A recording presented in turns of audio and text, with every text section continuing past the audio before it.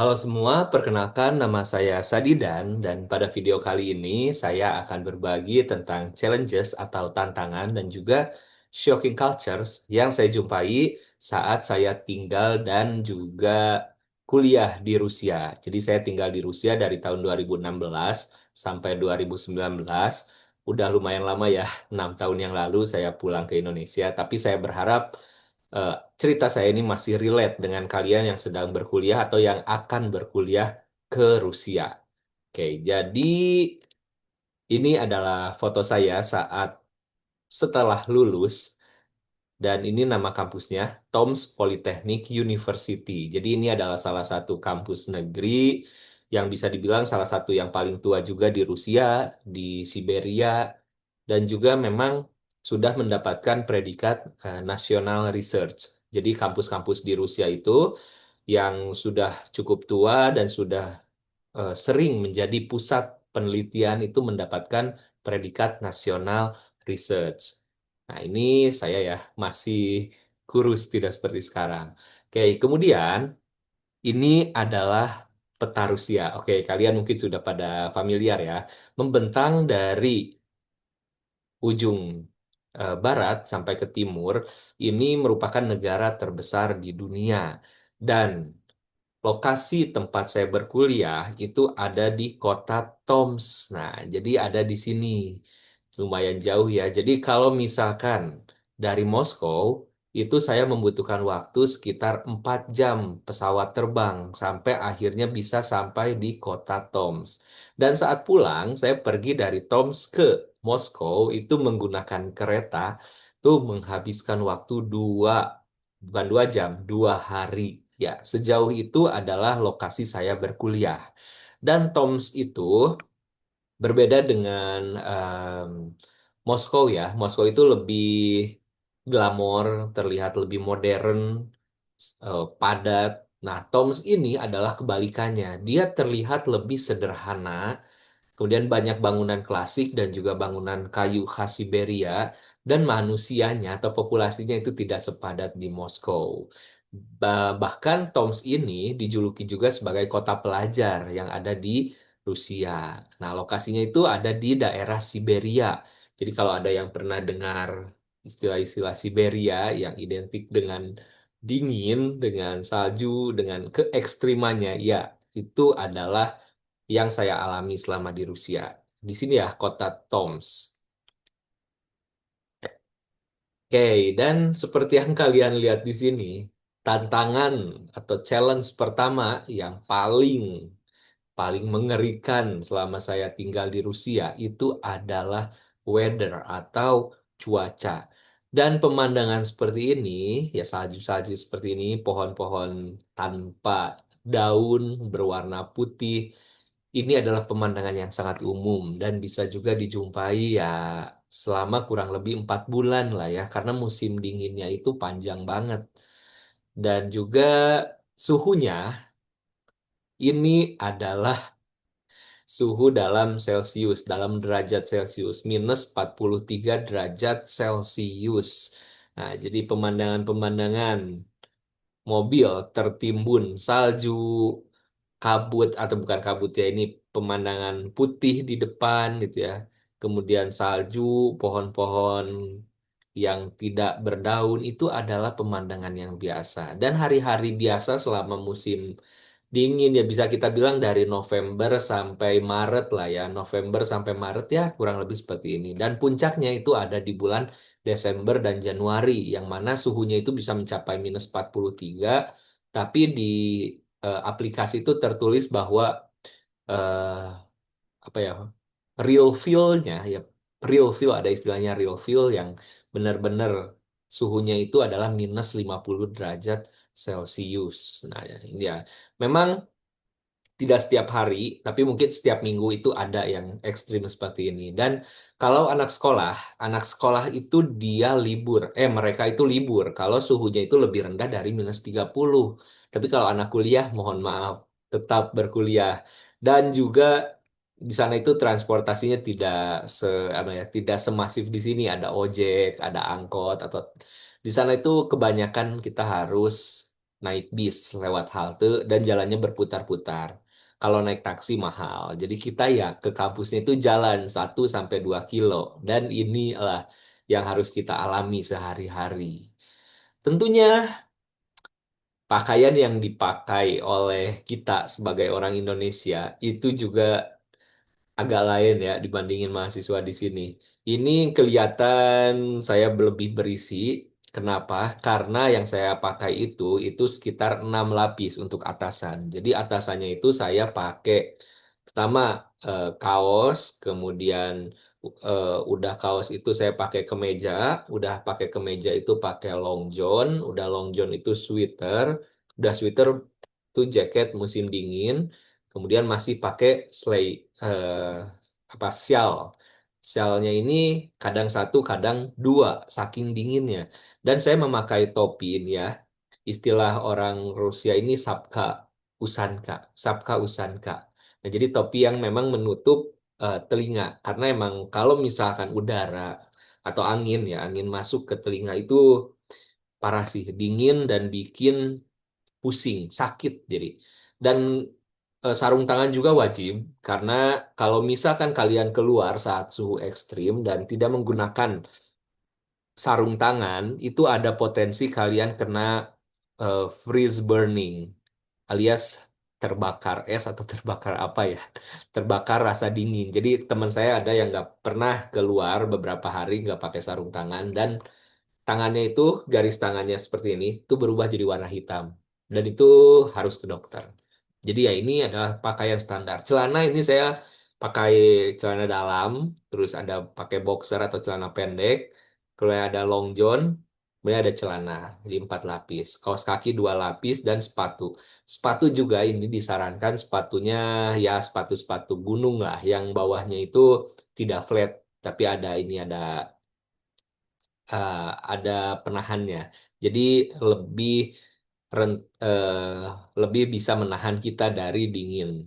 Dan juga karena kita berjalan itu di atas salju, benar-benar di atas salju. Jadi kalau kita pakai sepatu yang flat atau yang biasa gitu ya, itu kita berpotensi terpleset, guys. Oke, jadi ini adalah daily outfits yang mana kalau saya ingin berangkat kampus itu butuh waktu 10 menitan lah buat persiapan pakaian. Nggak kangen kalau soal itu. Kemudian ini ada winter sports. Nah, jadi solusinya apa? Ya, untuk namanya juga ini adalah tantangan, harus kita lawan, harus saya lawan. Jadi daripada saya berdiam diri dan juga mungkin tidak menikmatinya, saya melawan hal ini. Jadi saya mulai mencoba untuk mengikuti berbagai olahraga musim dingin seperti snowboard, kemudian ice skating, ski, itu semua pernah saya coba dan bisa dibilang saya sangat menikmatinya. Dan di sana itu murah ya, jadi untuk sewa alat atau bahkan ini kita bisa ice skating kalau kita punya sepatunya itu di depan asrama mahasiswa dibikin khusus lah. Kemudian untuk ski juga banyak program dari kampus. Kalau beberapa kali dalam satu winter itu kita olahraga bareng. Nah ini harus kalian nikmati kalau kalian ke Rusia, winter sport. Dan snowboard ini juga sangat seru ya. Walaupun badan pasti sakit. Untuk pertama kali ski atau snowboard itu pasti jatuh. Dan kalau main snowboard itu kan di atas bukit ya, turun ke bawah. Itu kalau udah di bawah itu harus jalan lagi ke atas. Itu lumayan kerasa banget. Oke, tantangan yang kedua, ini adalah foods atau makanan. Nah, bagi saya yang lahir dan besar di Indonesia, yang mana sudah dimanjakan dengan berbagai bumbu, micin, MSG, dan lain sebagainya, saat ke Rusia atau saat tinggal di Rusia, itu rasanya hambar. Semua makanan Rusia itu rata-rata hambar. Jadi ini beberapa makanan yang mungkin ini ya yang populer dari Rusia. Ini ada namanya itu bors. Bors itu ada sup daging tapi kuahnya itu dari buah bit. Kemudian ada pelmeni, ini ada apa saya lupa tapi ini ya kartochka atau kentang tumbuk. Jadi ini adalah makanan utamanya, bukan nasi. Jadi di sana kalau kita masuk ke kantin Rusia ya inilah makanan utamanya, kentang tumbuk, mashed potato. Kemudian pelmeni ini ada, tapi ya bisa dibilang rasanya itu hambar karena mereka itu hanya menggunakan garam dan juga sedikit merica. Nah, ini ada juga yang ini mirip, bukan nasi ya, ini namanya Griochka, ini apa ya, buckwheat kalau bahasa Inggrisnya. Nah ini kurang masuk sih. Nah ada juga yang lumayan masuk, ini ada nasi, ini namanya plov, mirip-mirip dengan nasi goreng, ala-ala Timur Tengah. Ini baru mulai kerasa karena udah mulai pakai cabe, pakai apa ya, pakai jahe, kunyit. Nah ini mulai kerasa enaknya. Nah, ini juga adanya di restoran Asia Tengah ya atau Timur Tengah. Kalau di kantin-kantin Rusia ini jarang. Kemudian saya seringnya itu menghabiskan waktu kalau makan di luar itu pasti kalau enggak kafe atau restoran Cina yaitu Vietnam. Antara Cina Vietnam, kadang-kadang India itu kalau ada. Tapi yang paling umum itu Cina sih. Kalau makanan Rusia ya saya makan tapi tidak begitu menikmati. Oke, ini tantangan yang kedua makanan. Nah, yang kedua selanjutnya itu buah. Nah, karena juga di Indonesia itu kita buah itu melimpah dan juga kualitasnya oke. Ketika saya ke Rusia itu saya kaget. Ini misalnya nanas. Nanas ini itu ukurannya cuma sekepalan tangan gini, kecil banget. Tapi harganya ini satu nanas itu bisa 70.000, kurang lebih 70.000 ya saat itu. Ya ketika kita kupas kulitnya itu nggak ada dagingnya, jadi sedikit banget itu cuman daging yang nempel ke kulit luarnya.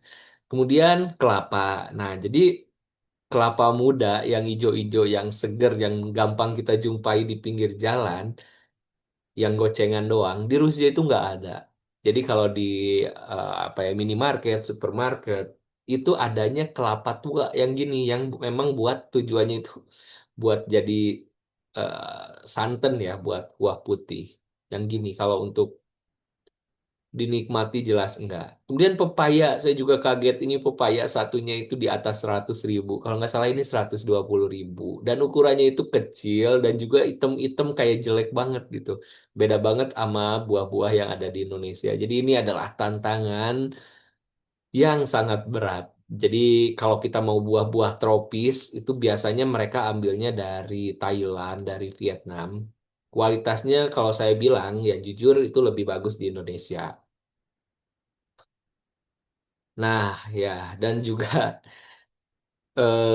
di Rusia itu susah sekali mencari cemilan di pinggir jalan atau street foods ya, itu susah banget. Salah satu alasannya adalah karena banyaknya musim dingin. Jadi biasanya cuma muncul itu pas festival-festival tertentu atau pas musim panas itu pun nggak terlalu banyak. Jadi kebayangkan, ini juga saya pernah nyimpen mie di luar, cuman hitungan menit kuah dan mie-nya itu membeku seperti ini. Nah, jadi wajar kalau misalkan di sana itu sedikit sekali street foods, tidak seperti di Indonesia atau di Asia Tenggara, yaitu melimpah. Ini juga tantangan. Akhirnya apa? Saya menjadi seorang chef karena saya rindu makanan Indonesia. Setiap minggu lah, setidaknya seminggu sekali saya memasak masakan Indonesia. Contohnya apa? Misalnya nasi goreng, nasi uduk, martabak. Nah, balado ini bumbunya bikin sendiri ya. Bakso juga ini bakso itu bikin sendiri ya, bukan bakso yang kita bisa langsung beli. Ini bakso ini kita mulai dari daging ini ya, daging giling, kita campur dengan tepung, campur air sampai akhirnya kita bentuk bakso.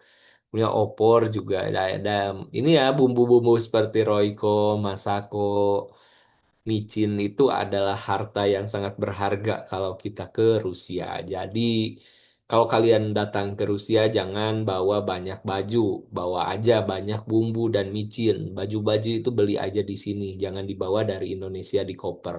Tidak worth it, oke? Ini adalah solusi ya dari tantangan yang kedua, yaitu makanan.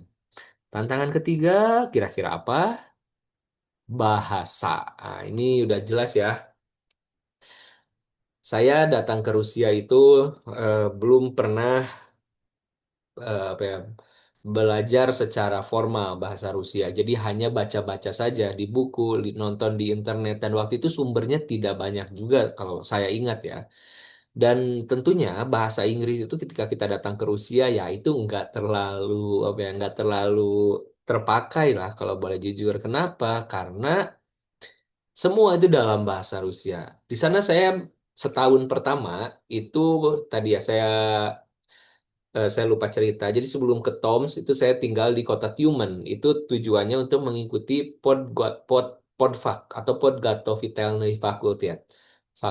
Fakultas Persiapan. Selama 1 tahun saya belajar bahasa Rusia, tapi bahasa pengantarnya itu adalah bahasa Rusia. Jadi ini cukup menantang ya, learning Russian in Russian. Jadi guru-guru di sana entah tidak bisa atau tidak mau itu tidak pernah berbicara bahasa Inggris dan kita dilarang berbicara bahasa Inggris. Jadi kita berkomunikasi dengan teman-teman ini ada teman dari Vietnam, ada dari Kazakhstan, Mongolia, Laos. Itu semua kita dengan bahasa Rusia. Kalau ada yang bisa bahasa Inggris ya itu adalah suatu keberuntungan bagi kita. Dan kita juga mendapatkan buddy, ya Mak Buddy ini ada Alex dan juga Aliona. Mereka itu tidak bisa berbahasa Inggris ya. Tapi untuk Alex ini dia mau mencoba bahasa Inggris, tapi yang satu ini nggak mau. Jadi kita dikasih buddy, tapi buddy-nya itu tidak bisa bahasa Inggris. Jadi ya sama-sama aja gitu. Kita menggunakan bahasa Rusia. Ini adalah tantangan ya. Ini misalnya ya, kalau kita di Indonesia misalnya atau ke negara lain, setidaknya kalau di bandara atau misalkan di bank, di public space lah ya, itu ada orang yang bisa melayani dalam bahasa Inggris. Di Rusia itu tidak. Jadi menemukan orang Rusia yang bisa berbahasa Inggris itu seperti mencari jarum di atas tumpukan jerami. Ya ini agak lebay sih, tapi ya memang sesulit itu. Ya, solusinya apa? Kita harus sering berpartisipasi di acara festival atau acara budaya agar kita semakin lancar berbahasa Rusia. Karena ya mau nggak mau mereka itu pola pikirnya seperti ini ya. Lu yang ke sini, lu yang ke negara gua, ya lu lah yang menyesuaikan, bukan kita yang menyesuaikan. Begitu prinsip dari orang-orang Rusia. Jadi mereka berdaulat ya guys. Oke, ini contoh dan solusi lain juga kita harus sering-sering. Ya ini saya sering-sering eh, hanging out atau ya main lah dengan orang-orang lokal. Jadi bisa dibilang mahasiswa itu kalau dari China, dari Vietnam itu banyak yang bergerombol tapi dengan apa ya diaspora dari negaranya saja. Sama dengan halnya dengan orang-orang Indonesia. Kalau sekarang itu kayaknya udah banyak banget. Kalau waktu saya di sana itu kan di Tiumen, saya orang Indonesia, kita itu cuma berempat. Kemudian waktu di Toms itu hanya belasan. Jadi kita tidak selalu punya waktu untuk bersama. Jadi kita harus mencari orang-orang luar yang mau bermain dengan kita. Dan juga untuk saat ini saya rasa di Rusia udah semakin banyak orang Indonesia, tapi tetap bermainlah dengan orang-orang lokal, oke, agar bahasa kita semakin lancar. Nah, itu 3 masalah pertama ya, cuaca, makanan, bahasa. Tapi masalah lain itu yang sering dijumpai ketika kita di luar negeri itu ada masalah administrasi ya, misalkan dokumen yang kurang, dokumen yang hilang, kemudian juga kesehatan. Saya itu ketika musim dingin tiba, itu biasanya ada mimisan sekali doang bangun tidur sehari, tapi udah itu normal lagi. Tapi ada teman yang setiap bangun tidur itu keluar mimisan. Nah, itu ya adalah alergi atau sakit tertentu lah ya. Kemudian homesick karena tadi ya Toms itu jauh banget, tiketnya mahal, waktunya lama yang dibutuhkan untuk pulang. Jadi selama 3 tahun itu saya menahan rasa rindu ke Indonesia ya. Kemudian roommates, nah ini juga banyak dialami, saya pernah mengalami dan juga banyak teman saya mengalami. Kita itu tidak selalu cocok dengan roommate atau teman kamar yang berasal dari negara lain. Misalkan dengan negara apa ya kita bilang sosed atau tetangga teman kamar ya teman sekamar dari Rusia misalkan itu mereka itu biasanya berisik kemudian tidak peduli dengan keberadaan kita dan juga sering bawa tamu ya entah tamu dengan lawan jenis sejenis atau yang lawan jenis Kemudian juga eh kadang kalau misalkan orang Rusia itu mereka ya itulah sering pesta gitu ya. Kalau kalian tidak suka itu mungkin itu jadi masalah buat kalian. Kalau kalian suka itu bagus. Kalau misal kemudian roommate yang lain itu juga saya pernah ada teman dari Afrika yang mana itu kadang-kadang minjam uang, joroknya nggak ada dua, lama di kamar mandi, ya itu banyak lah ya. Dengan orang-orang Arab misalkan, itu mereka ngobrol satu sama lain itu wah berisiknya bukan main kayak di medan perang. Jadi memang ini juga termasuk masalah ya. Mungkin kalian bisa belajar lah untuk beradaptasi dengan kondisi-kondisi ini. Oke, ini ada satu kutipan dari Friedrich Nietzsche. What doesn't kill you makes you stronger. Jadi apa yang tidak membunuhmu akan membuatmu lebih kuat. Dalam hal ini saya bukan berbicara kecelakaan atau apa ya, tapi berbicara tentang pengalaman. Selama kita bisa menghadapi tantangan-tantangan tersebut, saya yakin kita akan jadi lebih kuat dalam menghadapi situasi yang serupa atau bahkan lebih buruk. Ya, jadi gitu dah, kita udah siap. Oh, misalnya suatu hari kita terkena suatu musibah atau kita pergi ke tempat baru yang agak sulit, kita bisa ingat, oh, dulu saya pernah menghadapi yang lebih sulit.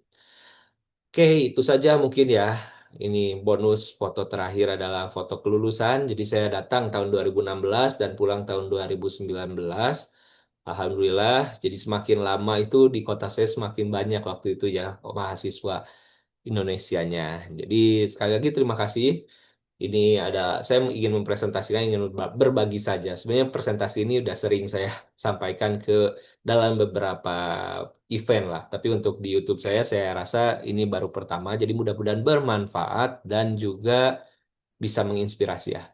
Sampai jumpa. Das vidanya.